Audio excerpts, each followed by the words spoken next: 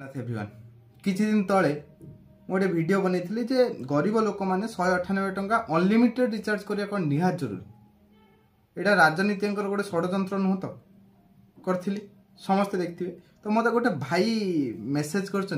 भाई तुम वोडाफोन कि बीएसएनएल पकाओ किसी असुविधा नहीं पकड़ कौन प्रोब्लेम बीएसएनएल सब पुराणा को मुझे पकेबी कौन असुविधा अच्छी किंतु बीएसएनएल भाई एबे भी मो मोबाइल गोटे बीएसएनएल अच्छी किंतु प्रोब्लेम कौन कहल बीएसएनएल रिचार्ज करिवो तार खुंटी उड़ी जीवरी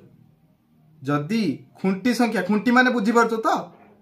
से जो खुंटी संख्या जदि गवर्नमेंट द्वारा बेसी प्रोवाइड करा होंदा हम टे नेटवर्क भल आसंता आमे पकड़े केबे भी कुंठाबोध करंतु नाही आमे कम रे पाउछ आमे तो बढ़िया रिचार्ज करंतु